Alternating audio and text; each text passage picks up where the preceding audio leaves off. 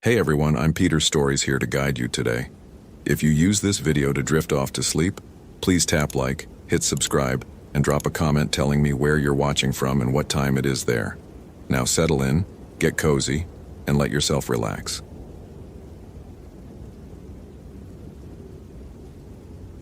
Ashley adjusted her GPS for the third time, irritation creeping into her voice as she spoke into her phone's voice recorder. Day 1. Megan Hartwell disappearance investigation.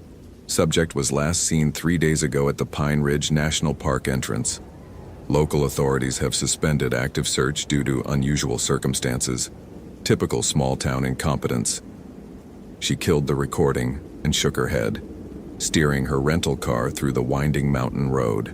As a forensic psychologist with the FBI's Behavioral Analysis Unit, Ashley had seen every type of missing person case imaginable. Megan, her former college roommate, had called her personally before the official channels got involved. "Please, Ash," Megan's sister had sobbed over the phone. "The Rangers won't tell us what they found.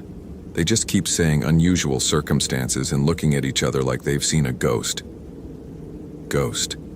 Ashley almost laughed at the absurdity. 20 years of criminal psychology had taught her that there was always a logical explanation. Always. People didn't just vanish into thin air. They ran away. They were murdered. They had accidents. The supernatural explanations were just what weak minds created to cope with uncertainty. The Pine Ridge Ranger Station sat like a lonely cabin against the massive backdrop of ancient pines. Ashley parked and approached the building, noting the unusual silence. No radio chatter, no rangers moving about their duties. Through the windows, she could see two men hunched over a desk, speaking in hushed tones. "I'm Special Agent Ashley Coleman," she announced, pushing through the door and displaying her credentials. "I'm here about the Megan Hartwell case." The older ranger, whose nameplate read Davidson, looked up with eyes that seemed far older than his 50-something face. "Agent Coleman, we've been expecting you." His partner, a younger man named Torres, wouldn't meet her gaze at all. "I'd like to see the last known location and any evidence you've collected," Ashley said, settling into her professional demeanor. "The family mentioned unusual circumstances?" Davidson and Torres exchanged that look again, the one Megan's sister had described. "It lasted too long, carried too much weight." "We'll take you to the campsite," Davidson finally said, "but I need you to understand something first. In 30 years of working these mountains, I've never seen anything like this. Never." Ashley resisted the urge to roll her eyes. Rural law enforcement always got spooked by anything outside their limited experience. "I'm sure we can find a rational explanation, Ranger Davidson." The hike to Megan's last known location took 40 minutes through increasingly dense forest. Ashley noted everything with clinical detachment. The trail markers, the terrain, potential escape routes. She was building a mental map when Davidson stopped abruptly. "Here," he said, his voice barely above a whisper. The campsite looked wrong immediately, though Ashley couldn't pinpoint why. Megan's tent remained perfectly intact, no signs of struggle. Her sleeping bag was laid out as if she'd simply stepped away for a moment. A cold cup of coffee sat on a flat stone beside a still warm campfire. Still warm? Ashley knelt and held her hand over the ashes. "The fire's been dead for days." "That's what we thought too," Torres spoke for the first time. "We've been here 4 times since Tuesday. The ashes are always warm, the coffee's always cold, but the mug..." He swallowed hard. "The mug is always in a different position." Ashley stood, brushing dirt from her knees. "Someone's been maintaining this scene, probably the perpetrator returning to relive the crime or taunt investigators. It's textbook behavior." But even as she spoke, something felt off. The forest around them was too quiet. No bird songs, no insect noise, not even the whisper of wind through the pine branches. The silence pressed against her eardrums like a physical weight. "Show me what else you found," she said. Davidson led her 20 feet north of the campsite. There, carved deep into the trunk of a massive pine tree, were symbols. Not random scratches, deliberate symbols arranged in a pattern that made Ashley's vision blur if she looked too long. "Local indigenous tribes?" she asked. though the marks felt wrong for that too. They seemed to shift and writhe when she wasn't looking directly at them. We checked. Nothing in any database matches these markings, and they weren't here 4 days ago when Megan first registered her campsite. Ashley pulled out her phone to photograph the symbols. The camera's flash illuminated the tree trunk, and for just a moment, she could swear she saw something else carved beneath the symbols, something that looked like letters spelling out "Help M." She blinked, refocused. Just symbols. Nothing more.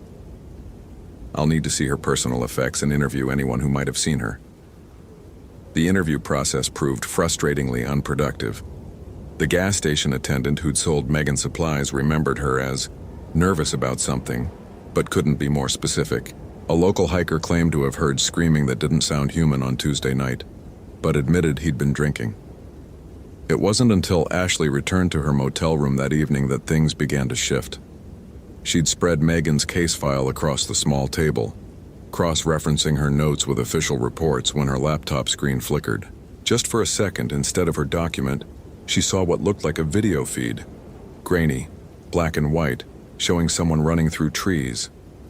Ashley hit several keys, checked her connections. Everything appeared normal. She must have accidentally minimized something or clicked the wrong window. She returned to her notes, but the words seemed to swim on the page. Fatigue, she told herself. It had been a long day. But as she tried to focus, the handwriting seemed to change. Where she'd written, "No signs of struggle," the words now read, "She fought so hard." Ashley rubbed her eyes and looked again. No signs of struggle, just as she'd written it. The scratching started around midnight. At first, she thought it was tree branches against her motel room window, but the sound was too rhythmic, too deliberate. Scritch, scritch, scritch, like fingernails on wood.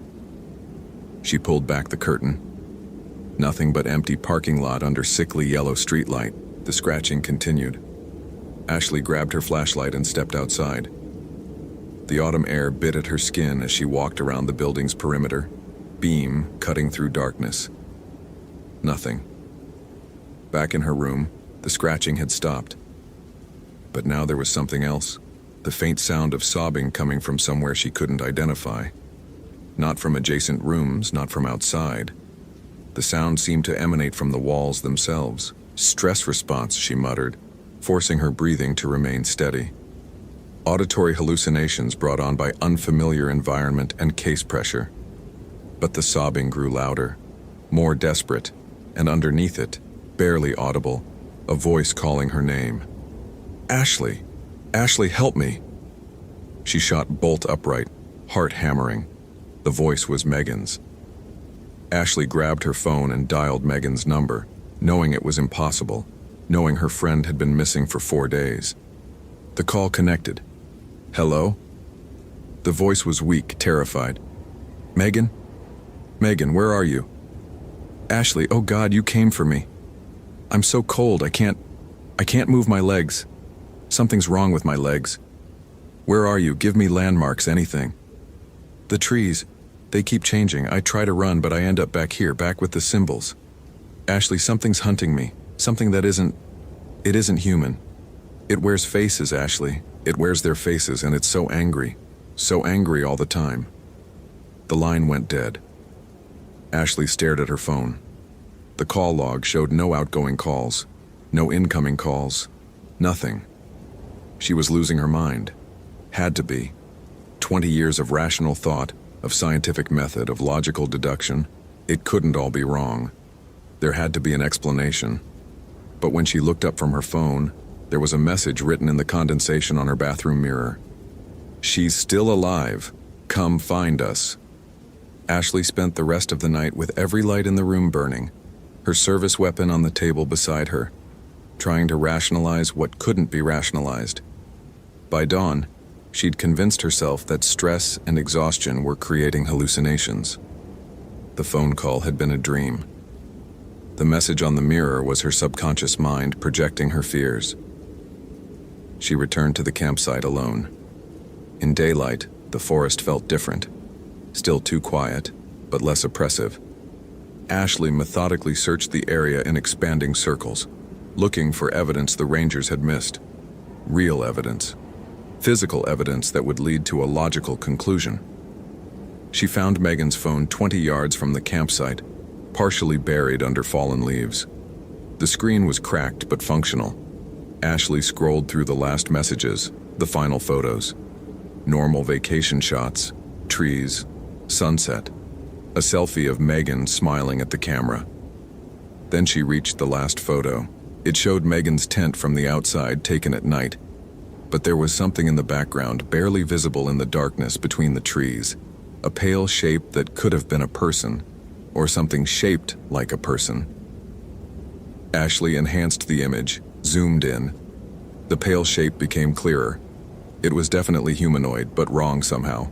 Too tall, arms too long, and its face was Megan's face. Trick of shadows and low light, Ashley said aloud, but her voice shook. Pareidolia. The brain creates patterns from random visual data.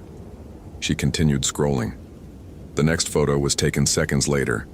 Same angle, but now the pale figure was gone. Instead, there was text message on the screen. Behind you. Ashley spun around. Nothing but trees and shadows. But the silence had deepened. No wind, no wildlife sounds, not even the distant hum of civilization. The air itself felt thick, pressing against her skin like invisible hands. The symbols on the tree had changed. Ashley was sure of it now. Where yesterday there had been abstract markings, now she could clearly see letters among the symbols. A message carved deep into the ancient bark. She screamed your name while I took her apart.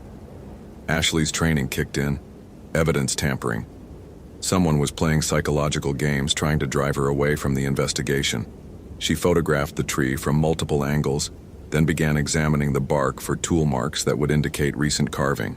The symbols were old, decades old, judging by how the bark had grown around them. Impossible to have been carved recently.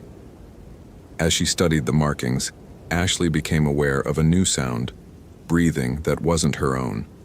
Slow, labored breaths coming from somewhere behind her. She turned. Nothing. The breathing continued. Ashley drew her weapon, training it on the empty forest. Federal agent, show yourself. The breathing stopped. In the sudden silence, she heard something that made her blood freeze. Megan's voice coming from directly behind her. Ashley, don't turn around. Please don't turn around.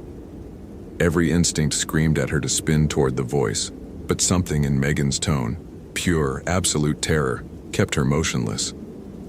Megan, where are you? I'm right behind you, but I'm not right. Ashley, it did something to me. It broke me apart and put me back together wrong, and it hurts so much. Ashley's hands trembled as she kept her weapon raised toward the empty trees. What happened to you? It was waiting in my tent when I came back from the stream. It looked like you, Ashley.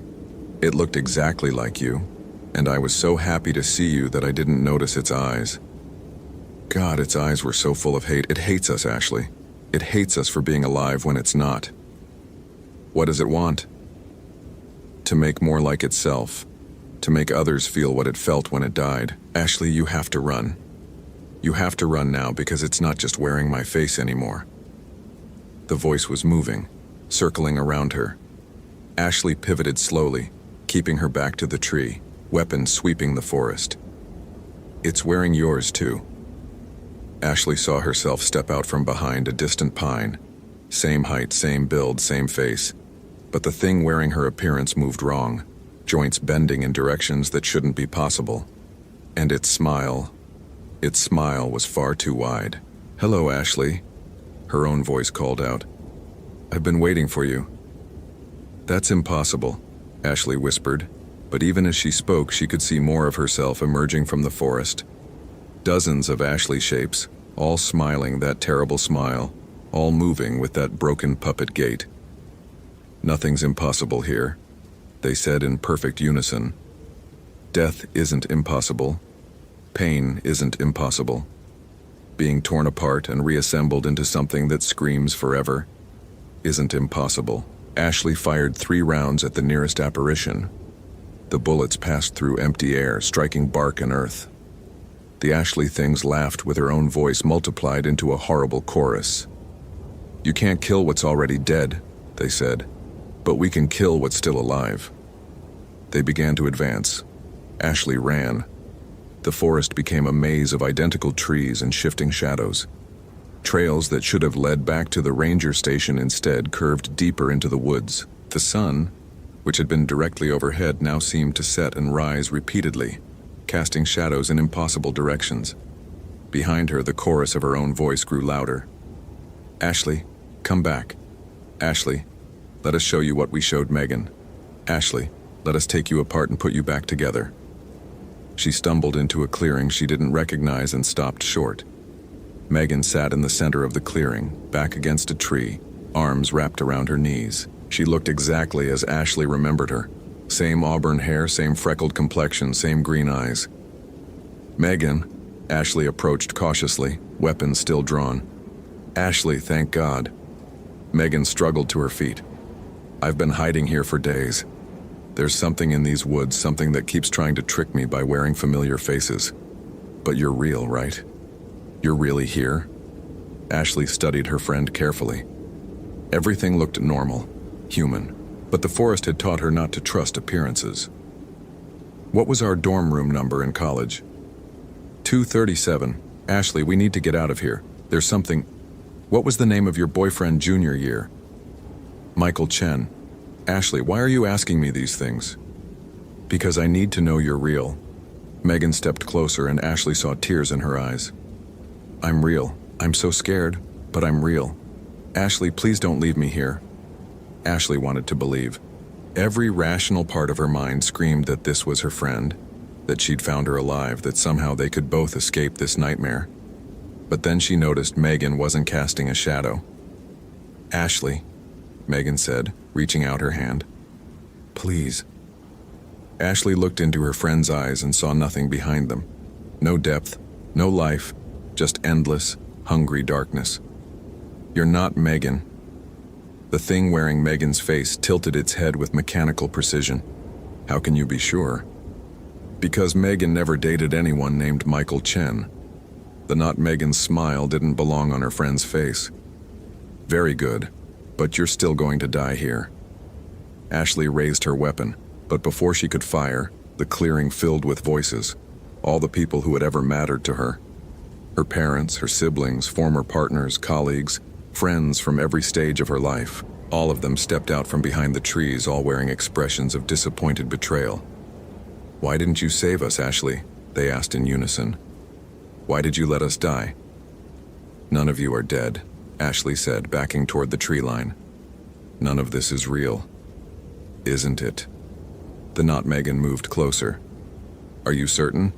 In a place where the dead don't stay dead, where spirits can wear any face they choose, how can you be certain of anything?"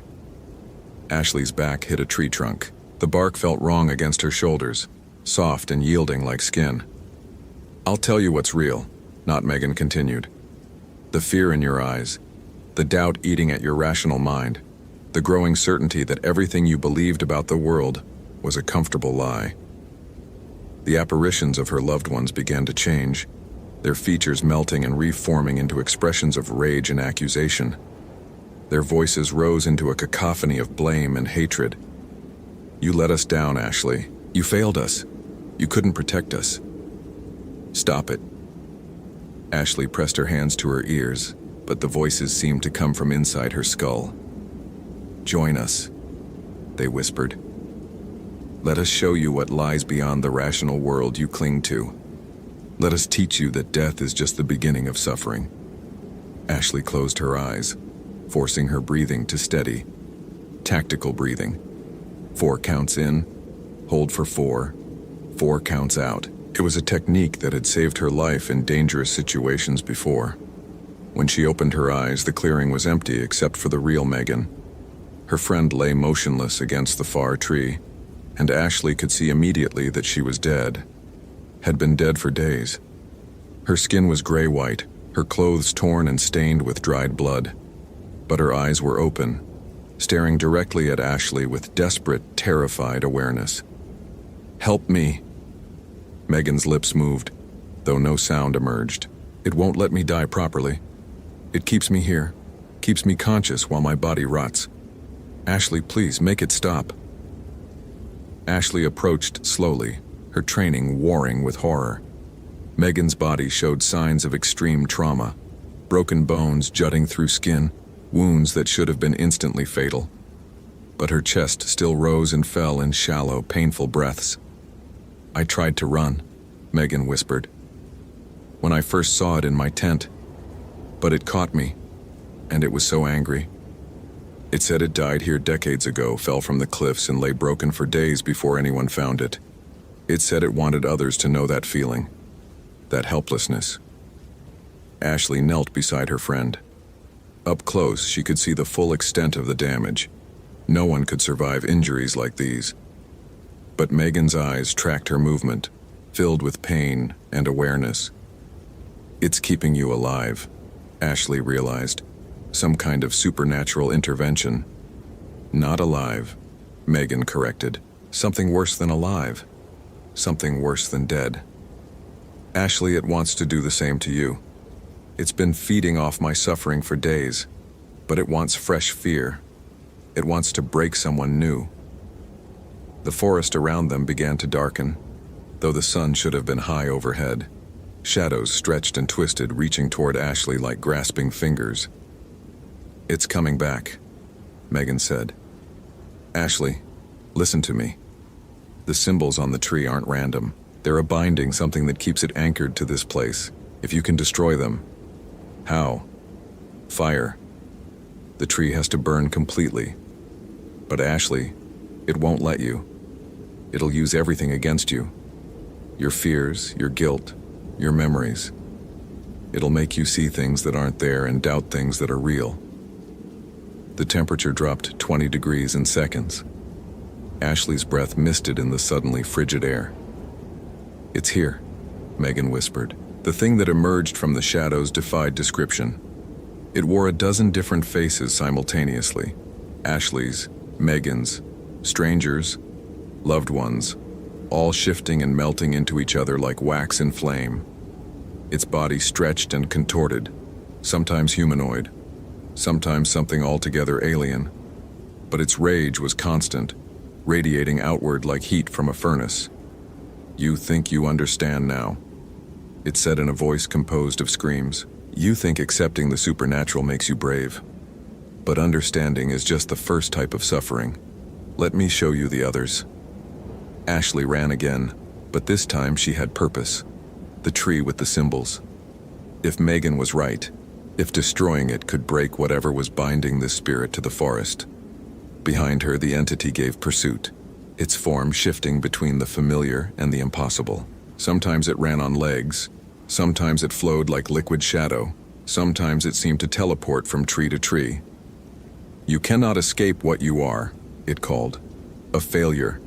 A woman who solves other people's mysteries but cannot solve her own. Do you know why you really became a psychologist, Ashley? Because you're terrified of your own mind.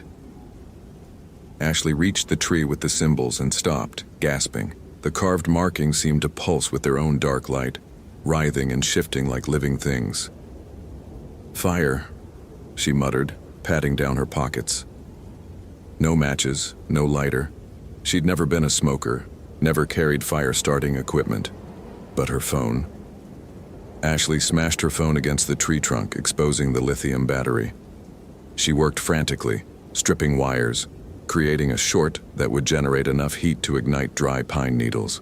Clever, the entity hissed, materializing directly behind her. But futile. Ashley felt cold fingers wrap around her throat, lifting her off the ground. The world grayed at the edges as her air supply was cut off. I died slowly, the spirit whispered in her ear. Broken and alone, calling for help that never came. Now you'll know exactly how that feels. With her vision fading, Ashley triggered the battery short. Sparks flew into the pile of pine needles she'd gathered at the tree's base. For a moment, nothing happened. Then the needles caught fire. The entity's grip loosened slightly. No. Ashley fed the tiny flame with more needles, small twigs, anything combustible she could reach. The fire grew, licking at the tree's bark. "You don't understand what you're doing," the spirit snarled. "I am the only thing keeping your friend from true death. Destroy me, and her suffering becomes eternal." Ashley hesitated. The flames were spreading up the tree trunk, beginning to consume the ancient bark and the symbols carved within it. But if the entity was telling the truth... She looked back toward the clearing where Megan lay dying but not dead, trapped in a state worse than either life or death. "Megan," she called. "Is it telling the truth?" Her friend's weak voice carried through the trees. "Let me go, Ashley, please. Let me go." Ashley fed more fuel to the fire. The entity shrieked, a sound like tearing metal and breaking glass. Its form became less stable, flickering between shapes as the flames consumed more of the tree. "You think this ends your nightmare?" it screamed. "You think destroying me brings peace? You have no idea what you've unleashed."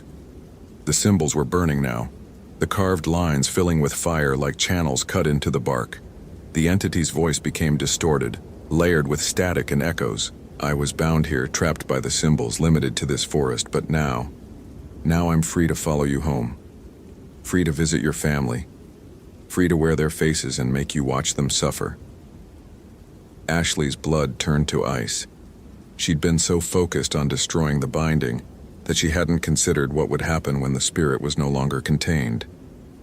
"You played right into my hands," the entity laughed, as its form began to dissipate. 100 years I've been trapped in these woods, and you've given me my freedom." The tree exploded into flame, the fire spreading with unnatural speed to consume the entire trunk. The symbols disappeared in a rush of smoke and sparks, and the entity's laughter faded into silence. Ashley stood alone in the sudden quiet, watching the tree burn. Had she made a terrible mistake? Had she just released something worse than what she'd tried to stop? A voice behind her. Megan's voice, but different now. Peaceful. "Thank you." Ashley turned to see her friend standing at the edge of the clearing. Not the broken, tortured version, but Megan as she'd been in life. Translucent, but smiling. "Is it over?" Ashley asked. "For me, yes. Thank you for letting me go." Megan began to fade. "But Ashley, be careful. It wasn't lying about being free now. It will come for you, and it will use everything you love against you. How do I stop it? I don't know. But you're stronger than you think. Stronger than it thinks. It feeds on doubt, on the gap between what we believe and what we fear might be true. Don't give it that power." Megan's spirit dissolved into the morning air, leaving Ashley alone with the burning tree and the growing certainty that her nightmare was far from over. The drive back to civilization felt endless. Every shadow in her peripheral vision could be the entity. Every reflection in her mirrors might show something that shouldn't be there. By the time she reached the ranger station, Ashley's hands were shaking so badly she could barely grip the steering wheel. Rangers Davidson and Torres were waiting for her, concern written across their faces. "Agent Coleman, we heard gunshots from the direction of the campsite." Ashley looked at them, these two men who had tried to warn her about forces beyond rational explanation. How could she begin to tell them what she'd experienced? How could she explain that everything she'd built her career on, logic, evidence, rational thought, had crumbled in a single day? "I found Megan," she said finally. She's at peace now." They nodded, understanding passing between them that required no further explanation. "And the other thing?" Davidson asked quietly. "The thing that was keeping her there?"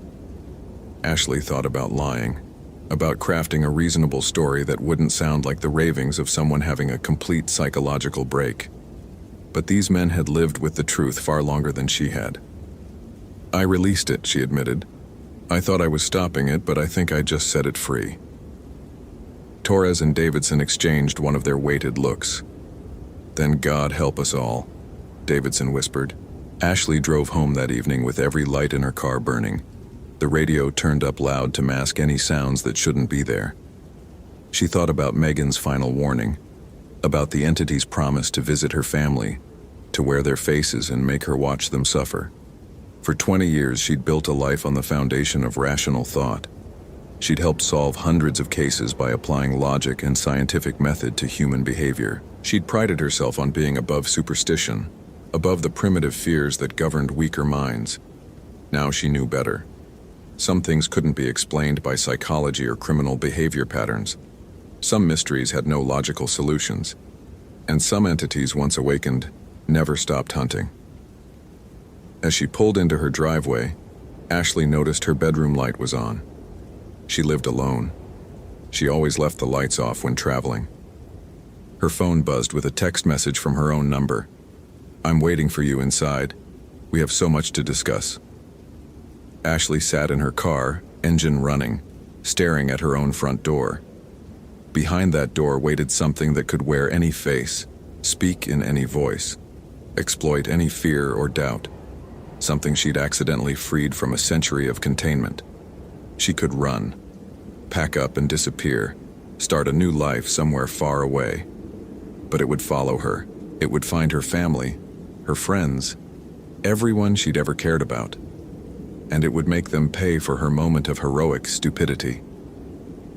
Ashley turned off the engine and stepped out into the cool night air. The rational part of her mind, what was left of it, screamed that she was walking into a trap. But rationality had failed her in the forest. Logic had nearly gotten her killed. Maybe it was time to stop thinking and start believing.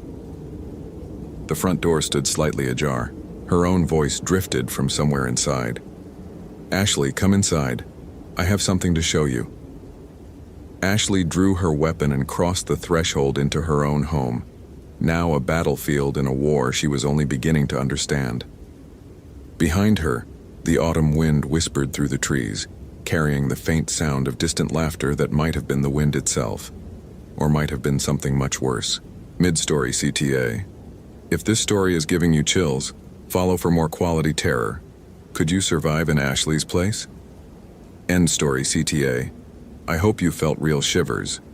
If you appreciate genuine horror, consider following.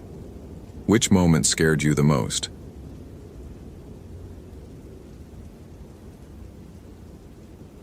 The static-filled voicemail had arrived at 3:17 a.m., jolting Ryan awake with Amanda's terrified whisper. "Ryan, oh God, Ryan, it's here with me. It's been watching me for days and now it's inside the cabin. I can hear it breathing behind the walls. The ranger station, mile marker 47 on Blackwood Trail. Please, I don't think I can." The line went dead with a sound like breaking glass. Ryan had worked search and rescue in the Cascade Mountains for 15 years. He'd pulled hypothermic hikers from snowbanks, tracked lost children through miles of dense forest, and coordinated recoveries of climbers who'd fallen from impossible heights. He knew these mountains better than his own backyard, and he'd never encountered a situation he couldn't handle with proper preparation and level-headed thinking. But Amanda's voice had carried something he'd never heard before.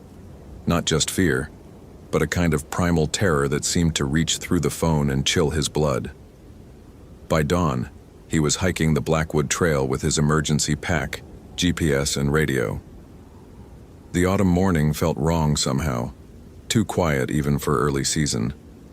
No bird calls echoed through the towering pines, and the usual rustle of small animals in the underbrush was conspicuously absent. Ryan attributed it to seasonal migration patterns and pressed on, his boots crunching steadily through the carpet of fallen needles. Mile marker 47 stood crooked in the earth, as if something had struck it with tremendous force. Beyond it, a narrow path wound deeper into the forest toward the old ranger station that had been abandoned for over a decade. Amanda worked for the Parks Department conducting wildlife surveys. What had brought her to this forgotten outpost? The station materialized through the trees like a vision from a nightmare. The small log building sagged under the weight of years and neglect, its windows dark and several panes cracked in spiderweb patterns. But Amanda's green Honda was parked outside, driver's door hanging open as if she'd fled in haste. Ryan called her name, his voice swallowed by the oppressive silence. He approached the car first, noting her purse still in the passenger seat, keys dangling from the ignition. Her equipment bag sat in the back, expensive cameras and monitoring devices she'd never abandoned willingly. The cabin door stood slightly ajar, darkness visible beyond. Ryan drew his flashlight and pushed inside, calling out again. The interior reeked of something he couldn't identify. Not decay exactly, but something organic and wrong, like flowers left too long in stagnant water. Amanda's notebook lay open on the dusty table, her handwriting growing increasingly erratic across the pages. The final entry made Ryan's skin crawl. Day 4. It spoke to me today, said it's been alone so long. Wants me to stay. Keep hearing footsteps upstairs, but there is no upstairs. Getting hard to think clearly. Something very wrong with this place. A sound from above made Ryan freeze. Footsteps, slow and deliberate, moving back and forth across what should have been empty air. He looked up at the cabin's single-story ceiling, his rational mind insisting it was impossible even as the footsteps continued, seeming to pace directly overhead. The temperature in the cabin plummeted without warning. Ryan's breath began to mist, and frost crept across the windows in unnatural patterns that looked almost like grasping fingers. The footsteps stopped abruptly, replaced by a sound that raised every hair on Ryan's body. A voice, Amanda's voice, calling his name from somewhere above the ceiling. Ryan. Ryan, help me. I'm trapped up here. But there was no upstairs. Ryan had circled the building twice before entering. The voice called again, weaker now, more desperate. Every instinct screamed at him to run, but Amanda needed him. He was the veteran, the professional, the one people counted on when everything went wrong. He found a maintenance ladder outside leading to the roof access, though he couldn't remember seeing it before. As he climbed, Amanda's voice grew stronger, more urgent. Hurry, Ryan, please hurry, it's coming back. The roof hatch opened easily, revealing a cramped attic space that couldn't possibly exist within the building's dimensions. Ryan squeezed through, his flashlight beam revealing something that made his carefully maintained composure finally crack. Amanda sat huddled in the far corner, but her eyes reflected his light like an animal's. And when she smiled, her teeth seemed too sharp, too numerous. I've been waiting for you, Ryan, we've been waiting. The temperature dropped further, and Ryan's flashlight began to flicker. In the strobing light, he caught glimpses of other figures in the cramped space, shadowy forms that seemed to shift and writhe when not directly observed. The walls themselves appeared to breathe, expanding and contracting in a rhythm that matched a heartbeat. Amanda? He whispered, though he already knew the truth. The thing wearing Amanda's face tilted its head at an impossible angle. She fought so hard, Ryan. So much fear, so much delicious fear. But she ran out of strength. They always do. Ryan lunged for the hatch, but it slammed shut beneath him with supernatural force. His radio crackled to life with Amanda's real voice, terrified, pleading. Ryan, don't listen to it. I'm in the basement, I'm still alive, please. But there was no basement either. The building was playing with him, reshaping itself according to rules he couldn't comprehend. His 15 years of experience, his knowledge of these mountains, his confidence in his abilities, all of it crumbled in the face of something that simply shouldn't exist. The Amanda thing laughed, a sound like breaking glass and screaming wind. She tastes like fear, Ryan. Sweet, pure fear. And you taste like arrogance about to die. The shadows in the attic began to move, reaching for him with tendrils of darkness that felt solid and cold. Ryan's flashlight died completely, plunging him into absolute blackness.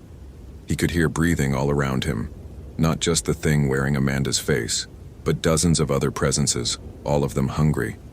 His radio crackled again. Ryan, the real Amanda, still alive. Find the basement. But which voice was real? In the crushing darkness, with phantom hands grasping at him from every direction, Ryan realized that his experience meant nothing here. The rules he'd lived by, the confident competence that had defined his career, all useless against an enemy that fed on fear and wore the faces of its victims.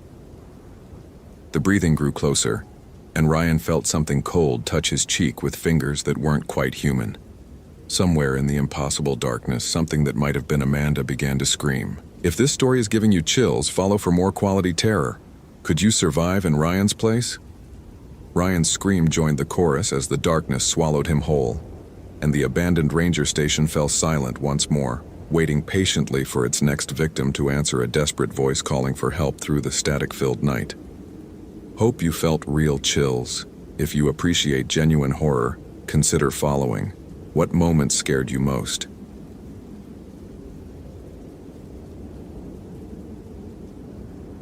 Dr. Jessica Martinez had seen it all in her 15 years as a forensic psychologist.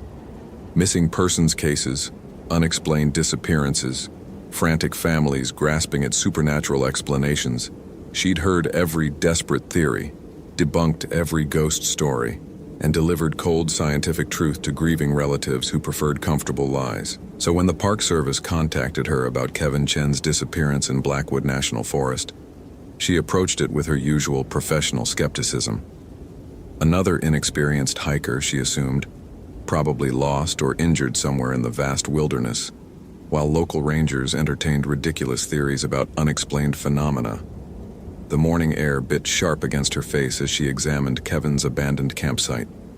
His tent stood intact, sleeping bag still zipped, food untouched, personal belongings scattered in a perfect circle around the site, as if deliberately arranged. The local ranger, a weathered man named Tom Bridger, watched her with obvious discomfort. "Doc, I've been working these woods for 23 years, Bridger said, his voice unusually quiet. "Never seen anything like this. Look at the pattern." Jessica crouched beside Kevin's scattered possessions, photographing each item's position with methodical precision. Wallet, keys, smartphone, hiking boots, all placed exactly 8 feet from the tent's center, forming an unnaturally perfect circle. She pulled out her measuring tape, confirming what her trained eye had already detected. "Geometric precision doesn't indicate supernatural activity," she replied, though something cold crawled up her spine as she noticed Kevin's digital camera lying face down at the circle's northern point. Someone arranged these items, possibly Kevin himself, during a psychological break triggered by isolation and stress. Bridger's weathered face remained skeptical. "What about the recordings?" Jessica's confidence faltered slightly. The park's acoustic monitoring system had captured audio from Kevin's campsite the night he vanished. 3 hours of recording that shouldn't exist. Kevin's voice, pleading, arguing, sometimes screaming at someone who never responded. The timestamps showed continuous conversation from 11:47 p.m. to 2:15 a.m., but no other voice appeared on the audio. "Psychological episode," Jessica insisted, though she'd listened to those recordings twice, and Kevin's terror sounded genuine, raw. Isolation-induced auditory hallucinations, he was talking to himself. For 3 hours straight, begging someone to leave him alone. Jessica retrieved Kevin's camera, powering it on despite the drained battery. The final photos loaded slowly. Kevin's smiling face during his first day of hiking, scenic forest shots, a selfie by the campfire. Then the images changed. Photo 47, Kevin's face, but wrong somehow. Eyes too wide, mouth stretched in an unnatural rictus that might have been a smile or a scream. Photo 48. Empty forest, but shadows fell in impossible directions, creating dark shapes that resembled reaching fingers. Photo 49. Kevin again, but the timestamp was wrong. 3:33 a.m., hours after the audio recordings ended. His expression showed pure terror, mouth open mid-scream, and behind him, a faint but unmistakable outline of another figure. Jessica's hands trembled as she stared at the final image. The figure behind Kevin was translucent, visible only because of the camera flash's reflection. Tall, unnaturally thin, with long hair that seemed to move despite the still photograph. But what made her stomach clench was the figure's face, or lack thereof. Where features should be only smooth, empty flesh stretched across bone. "Photographic manipulation," she whispered, but her voice lacked conviction. "Digital artifacts caused by low light and camera malfunction." Bridger stepped closer, studying her pale face. "Doc, you okay?" Before Jessica could respond, her own camera, a high-end digital model, powered on by itself. The LCD screen flickered, displaying an image she hadn't taken. Her own face photographed from behind. taken moments ago while she crouched beside Kevin's belongings. In the background, barely visible among the trees, stood the same translucent figure from Kevin's final photo. The figure was closer now. Jessica's rational mind scrambled for explanations as she stared at the impossible image. Remote activation was theoretically possible, but who would have access to her camera's wireless functions? The photo angle suggested someone stood directly behind her, close enough to touch, but she'd heard nothing, felt nothing. "That's not possible," she said, her voice hollow. "Cameras don't take pictures by themselves." As if responding to her denial, her camera began rapidly cycling through images she'd never seen before. Dozens of photos, all taken over the past hour, all showing her from various angles as she worked. In every image, the translucent figure stood closer, its featureless face turned toward her with unmistakable attention. The final photo showed her from just moments ago reading Kevin's camera. The figure now stood directly beside her, one impossibly long arm extended toward her shoulder. Jessica spun around, stumbling backward, but found only empty forest. Bridger grabbed her arm to steady her, his face creased with genuine concern. "What the hell is happening here?" she demanded, her scientific composure cracking. "This is some kind of elaborate hoax. Someone's manipulating the equipment, staging this whole scenario." But even as she spoke, Jessica felt something that made her blood freeze. The sensation of being watched, studied, examined by something with infinite patience and terrible intent. The feeling she'd dismissed in dozens of other cases. The instinctive terror that she'd always explained away with psychological theory. For the first time in her career, Dr. Jessica Martinez began to understand that some phenomena couldn't be rationalized, couldn't be explained, couldn't be debunked. And whatever had taken Kevin was now focused entirely on her. Her satellite phone, equipped with GPS tracking and emergency beacon, began playing Kevin's voice. "Please, I'll do anything. Just leave me alone, please." The recording continued as Jessica stared at the device in horror, recognizing her own number on the caller ID. The call was coming from Kevin's disconnected phone, the phone that lay dead in the evidence circle, 8 feet away. Jessica's hands shook as she answered the call, pressing the device to her ear with growing dread. Kevin's voice came through clearly, but wrong, too hollow, echoing as if spoken from the bottom of a well. "Dr. Martinez," the voice said, and her blood turned to ice. Kevin had never met her, never learned her name. "Thank you for coming. It's been so lonely here." "This isn't real," she whispered into the phone. "Kevin Chen is missing. You're not Kevin." Laughter answered her. Not Kevin's laugh, but something older, hungrier, filled with malicious joy. "Oh, but I am Kevin now. And soon I'll be Jessica too. Won't that be wonderful? We'll never be alone again." The call ended, leaving Jessica staring at her phone in the sudden, oppressive silence of the forest. Bridger watched her with growing alarm as she backed away from Kevin's campsite, stumbling over exposed roots. "Doc, what did you hear?" "We need to leave. Now." Jessica's scientific training warred with primitive terror as she gathered her equipment with trembling hands. "This site is compromised. The evidence is contaminated. We need to call for backup. Establish a perimeter." Her words died as she noticed their footprints in the soft earth around Kevin's tent. Bridger's heavy boot prints, her own smaller tracks, but between them, other impressions. Bare feet, unnaturally long, with toes that extended like fingers. The prints appeared and disappeared randomly, as if their owner had materialized and vanished repeatedly while watching them work. "Ranger Bridger," she said carefully. "Look at the ground." Bridger followed her gaze and went pale. "Jesus Christ, those weren't there 10 minutes ago."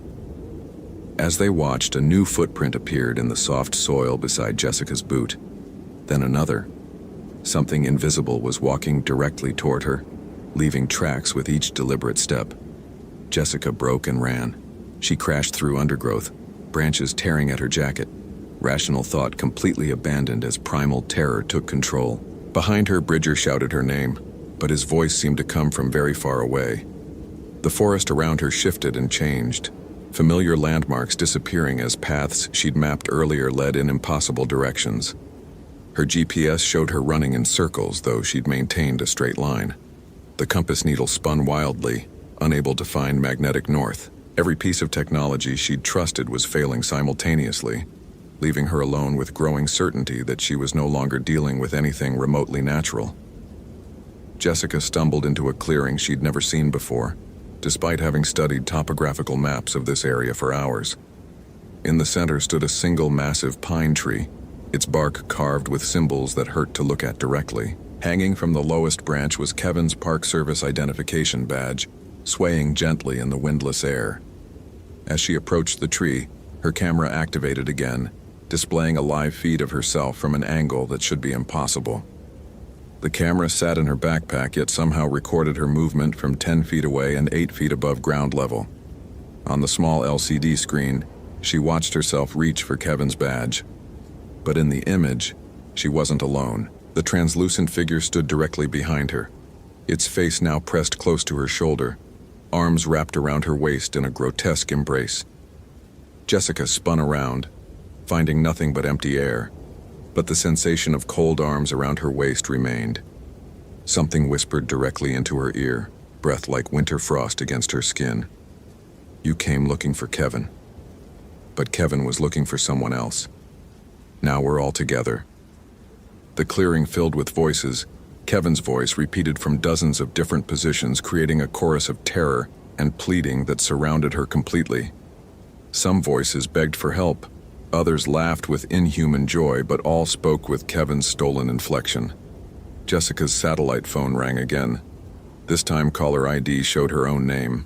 With hands that no longer resembled steady, she answered the call and heard her own voice, distant and hollow, speaking words she'd never said. "Dr. Martinez has joined us now. She understands that science can't explain everything. Would you like to speak with her?" The phone passed to Kevin's voice. "Dr. Martinez is here, but she's changing. Soon she'll be one of us and we'll find someone new to invite. The forest is so lonely without visitors." Jessica threw the phone away, but it continued ringing from impossible locations, above her head, underground, from within the carved tree's hollow trunk. Each ring brought a new voice, a new stolen identity, all welcoming her to join their eternal, hungry vigil. The temperature dropped 20 degrees in seconds. Jessica's breath misted in the sudden cold as frost began forming on the ground around her feet. The forest fell completely silent. No bird calls, no insect noise, no wind through branches. Only the terrible ringing of phones that shouldn't exist, carrying voices of people who were no longer entirely human. In the growing darkness between the trees, shapes moved. Not quite solid, not quite shadow, but undeniably present and focused entirely on her. The translucent figure from the photograph stepped into the clearing, no longer hiding its presence. Jessica could see through its body to the trees beyond, but its attention felt more real than anything in her carefully ordered scientific world. When it spoke, the voice came from everywhere and nowhere, bypassing her ears entirely and speaking directly into her mind. "Dr. Jessica Martinez, we've been waiting for you. Kevin told us you were special, that you don't believe in ghosts. We're going to enjoy changing your mind." The figure gestured, and Jessica's own equipment turned against her. Her digital camera began photographing her rapidly, each flash revealing more translucent shapes surrounding the clearing. Her GPS device announced in Kevin's stolen voice, "You have reached your final destination." Jessica's scientific mind made one last desperate attempt at rational explanation, even as terror consumed her completely. Mass hallucination triggered by isolation and suggestion. Psychological break caused by exposure to previous victims' recorded trauma. Elaborate hoax using advanced technology she didn't understand. But as the translucent figure reached for her with impossibly long fingers, Jessica finally understood what Kevin had learned in his final hours. Some hungers transcend death, some loneliness demands company, and some explanations exist beyond the reach of human science. The last thing Dr. Jessica Martinez recorded in her professional notes was a single, shaking line. Previous assessment incorrect. Requesting immediate extraction. Phenomena confirmed as... The entry ended there. 3 days later, Ranger Bridger found her campsite arranged in a perfect circle. personal belongings placed exactly 8 feet from her abandoned tent. Her digital camera contained hundreds of photos she'd never taken, documenting her own terror from impossible angles. The final image showed Jessica's face, eyes wide with the knowledge that everything she'd believed about the world was wrong. Behind her, barely visible, stood 2 translucent figures. One had Kevin's stolen features. The other was beginning to look like Jessica herself. The park's acoustic monitoring system recorded her voice for 6 hours after she'd officially gone missing, pleading with someone who never answered back. Her words, growing more desperate as the night progressed, were identical to Kevin's final recordings. But in the very last audio file, a new voice appeared. Dr. Jessica Martinez, speaking with calm, professional authority. Ranger Station, this is Dr. Martinez. I've completed my investigation. The disappearances are not supernatural in nature. I'm requesting additional researchers be sent to this location. The forest is lonely and we could use the company. The transmission ended with laughter that didn't sound quite human. The missing persons file on Dr. Jessica Martinez remains officially unsolved. Those strange reports continue to emerge from Blackwood National Forest. Hikers report helpful voices calling to them from the darkness, offering assistance and companionship to anyone willing to venture deeper into the woods. The voices are always familiar, always trustworthy, and always hungry for new friends to join their eternal conversation in the shadows between the trees. I hope you felt genuine chills. If you appreciate authentic horror, consider following. Which moment scared you the most?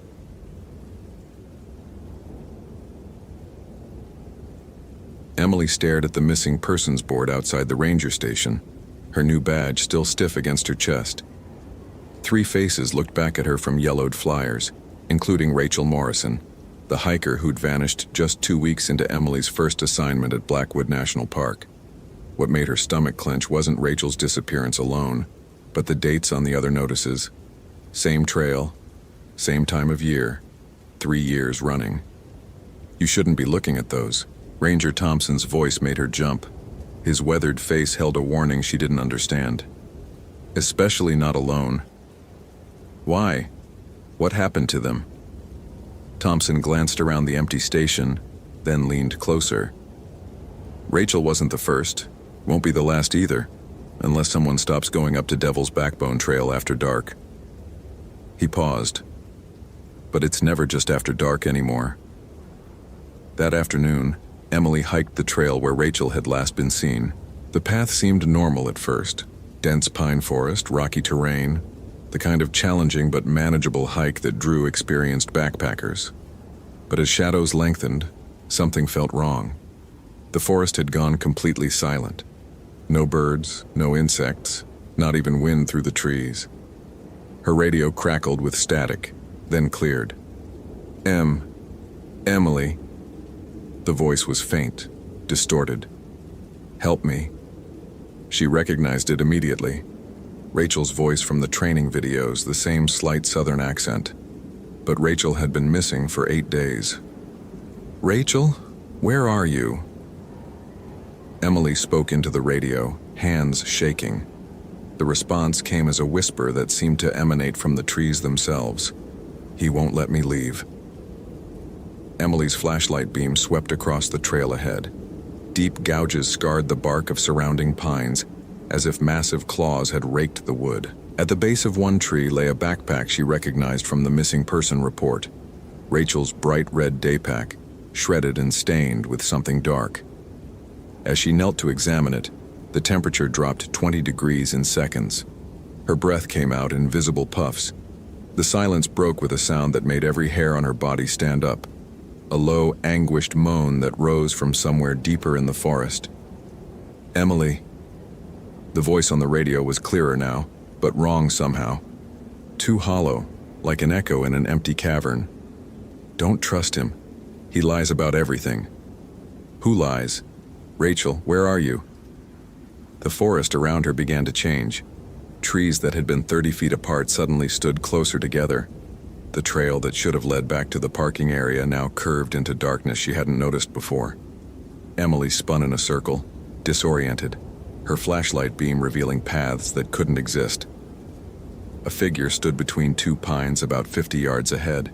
Emily's heart hammered as she called out, "Rachel?" The figure raised one arm, beckoning. As Emily approached, details became clear. A woman in hiking clothes, the right height and build. But something about her posture wasn't right. She stood too still, head tilted at an unnatural angle. 20 feet away, Emily's flashlight illuminated the woman's face. It was Rachel, or had been. Her skin was bone white, her eyes were completely black, and when she smiled, Emily saw too many teeth.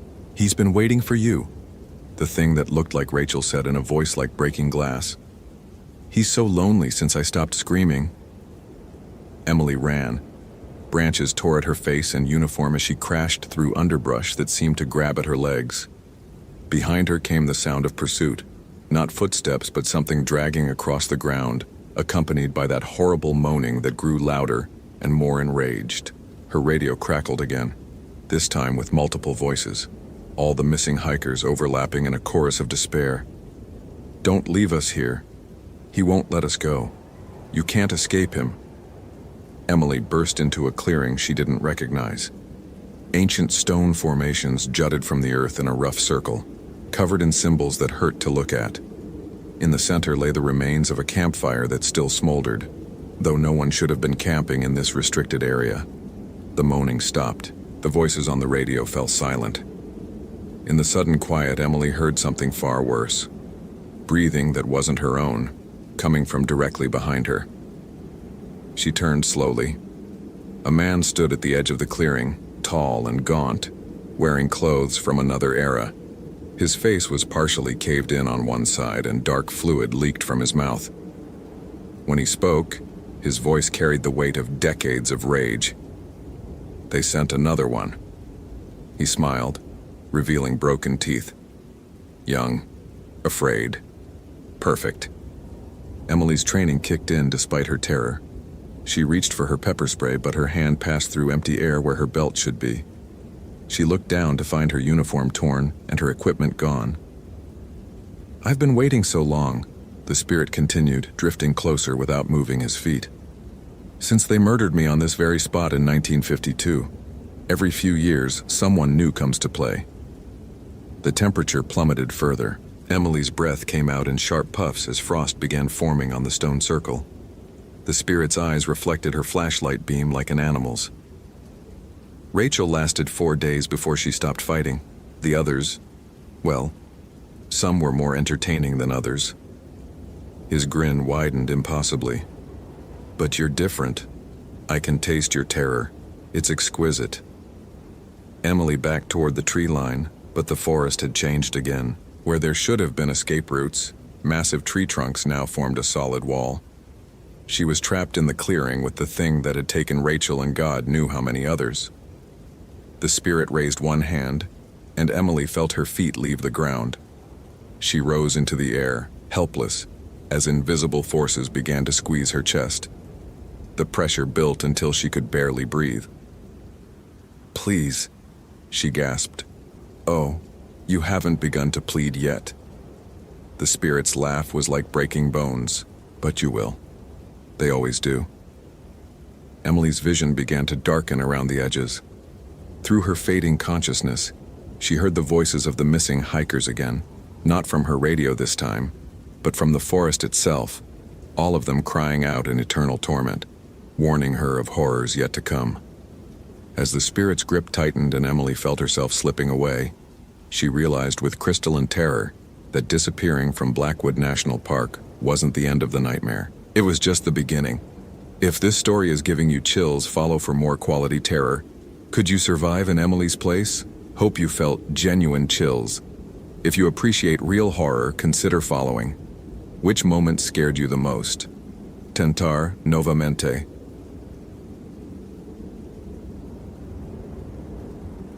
Christopher's hands trembled as he crouched beside the overturned camping gear, his flashlight beam dancing across the scene that would haunt him for the rest of his shortened life. Nicole's backpack lay split open like a gutted animal, its contents scattered in a pattern that defied any rational explanation. Her clothes were arranged in perfect concentric circles around a blackened patch of earth, each piece folded with ceremonial precision that made his skin crawl. The ranger had warned him about coming out here alone, especially after what happened to the Martinez family 3 years ago. But Christopher knew about losing people in these mountains. He'd been fighting that particular demon since Rebecca disappeared in this same stretch of wilderness 12 years ago, taking with her any hope he'd ever had of sleeping peacefully again. A metallic glint caught his eye. Nicole's engagement ring sat at the center of the burn mark, the diamond catching his light like a malevolent eye. Christopher reached for it, then jerked his hand back as the metal seared his fingertips despite the cool October air. The ring was burning hot, though no flame touched it. "She called for you," a voice whispered from directly behind his left ear. Christopher spun around, his light cutting through empty air. The forest stretched endlessly in all directions, silent except for his ragged breathing. He'd heard that voice before, in therapy sessions and sleepless nights, but never this clear, never this close. "She screamed your name when I took her." This time the voice came from everywhere and nowhere, seeping from the trees themselves. Christopher's chest tightened as familiar panic clawed its way up his throat. The prescription bottle in his jacket pocket felt heavier, the pills inside rattling like bones as his hands shook. Nicole's tent flap moved despite the absence of any wind. Christopher forced himself to approach, each step requiring tremendous willpower. Inside the tent, Nicole's sleeping bag was zipped shut and bulging with something that definitely wasn't human-shaped. The bulges moved rhythmically, like something breathing. He grabbed the zipper pull and yanked it down. Dozens of dead ravens spilled out, their necks twisted at impossible angles, their black eyes reflecting his flashlight beam like obsidian mirrors. Among the birds, he found Nicole's journal, open to the final entry dated 3 days ago. "Something is following me. I can feel it watching when I sleep. It knows about Rebecca. It knows about Christopher. It whispers things that only the dead should know." The writing deteriorated as it continued, becoming increasingly erratic and desperate. "It's coming through the walls of my tent. It looks like her now. It looks like Rebecca, but wrong. So wrong. Her face is rotting and her smile is too wide, and she keeps asking why Christopher let her die alone in these woods. She wants me to bring him here. She wants to show him what happens to people who survive when others don't." The journal ended abruptly, the final sentence trailing off in a long, dragging line of ink. Christopher's vision blurred as the familiar weight of guilt pressed down on his shoulders. Rebecca's face materialized in his mind, just as it had every day for 12 years. But now her features were distorted by death and accusation. The therapy had helped him function, had given him tools to cope with survivor's guilt. But nothing had ever truly silenced her voice in his head. "You left me here," Rebecca whispered, and Christopher realized the voice wasn't in his head this time. He looked up to see her standing just beyond the circle of his flashlight, her hiking clothes torn and stained with something dark. Her skin hung loose in places, revealing glimpses of bone beneath, and her eyes were hollow sockets that somehow still conveyed infinite rage. "You searched for 2 hours and then went home to your warm bed," she continued, taking a step closer. "I screamed for you for 3 days before I died. 3 days, Christopher. Do you know what that feels like?" Christopher stumbled backward, his flashlight flickering as if the batteries were dying. "You're not real. You're not real. You're just my guilt manifesting because of Nicole." "Nicole is learning what I learned," Rebecca's corpse interrupted, her voice now coming from multiple directions simultaneously. "She's learning what it feels like to be abandoned, to be left alone with something that feeds on fear and desperation." The temperature plummeted. Christopher's breath came out in visible puffs as frost began forming on the tent fabric. His flashlight died completely, plunging him into absolute darkness. In the blackness, he heard Nicole screaming his name. The sound came from deeper in the woods, desperate and terrified and very much alive. Christopher fumbled for his backup flashlight with numb fingers, his mind racing. If Nicole was still alive, if there was still a chance to save her, then maybe he could finally silence the voices that had tormented him since Rebecca's death. But as he stumbled toward Nicole's cries for help, Rebecca's laughter followed him through the trees, and he began to understand that some survival came with a price tag, written in other people's blood. The screaming stopped abruptly, just as Christopher reached a small clearing dominated by a massive dead oak tree. Nicole hung from its branches like a grotesque ornament, her body suspended by lengths of what looked like her own hair. Her eyes were open and tracking his movement, but her mouth moved soundlessly, as if she were trying to warn him about something behind him. Christopher turned to find Rebecca standing inches away, her rotting smile stretched impossibly wide. "Now you can join us," she whispered, and Christopher felt cold fingers wrap around his throat. Now you can know what it's really like to be left behind. As consciousness faded, Christopher's last thought was that Nicole's eyes were no longer looking at him with pleading desperation, but with the same hungry anticipation he saw reflected in Rebecca's hollow sockets. The forest fell silent again, waiting patiently for the next lost soul to wander into its embrace. If this story is giving you chills, follow for more quality terror. Could you survive in Christopher's place? I hope you felt genuine shivers. If you appreciate authentic horror, consider following. Which moment scared you the most?